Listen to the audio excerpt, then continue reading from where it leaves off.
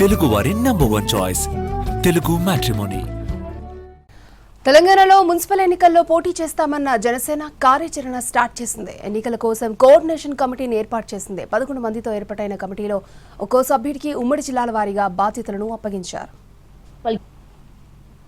తెలంగాణలో త్వరలో మున్సిపల్ ఎన్నికలు జరగనున్నాయి. ఈ మున్సిపల్ ఎన్నికల్లో పోటీ చేసేందుకు జనసేన సన్నద్దమవుతోంది. ఇందులో భాగంగా ఓ అడుగు ముందుకు పడింది.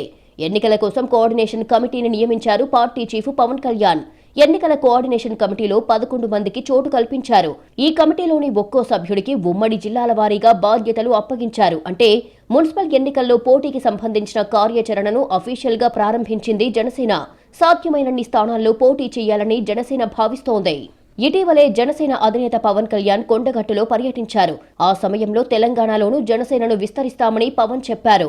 దీంతో రాబోయే అసెంబ్లీ ఎన్నికల్లోనూ జనసేన పోటీ చేస్తుందని, అందుకోసం ఇప్పట్నుంచే గ్రౌండ్ వర్క్ ప్రారంభించిందని ప్రచారం జరిగింది. ఇంతలోనే మున్సిపల్ ఎన్నికల్లో బరిలోకి దిగుతున్నట్టు జనసేన ప్రకటించింది. దానికి సంబంధించి కోఆర్డినేషన్ కమిటీని కూడా నియమించింది. తెలంగాణలో సంస్థాగతంగా పార్టీని బలోపేతం చేసే దిశగా మున్సిపల్ ఎన్నికల్లో పోటీ చేయాలని భావిస్తున్నట్లు జనసేన చెబుతోంది. ఎన్నికలకు తక్కువ సమయం ఉండడంతో ప్రతి జన సైనికుడు, వీర మహిళ ఉత్సాహంగా ప్రచారానికి సిద్ధం కావాలని పిలుపునిచ్చింది. తెలంగాణలో సరికొత్త రాజకీయ వేదికకు బలమైన పునాది వేయడమే లక్ష్యంగా మున్సిపల్ ఎన్నికల్లో పోటీ చేస్తామని పార్టీ నేతలు చెబుతున్నా జనసేన ఎంట్రీ ఇవ్వడం వల్ల ఎవరికి నష్టం, ఎవరికి లాభం అనే చర్చ జరుగుతోంది.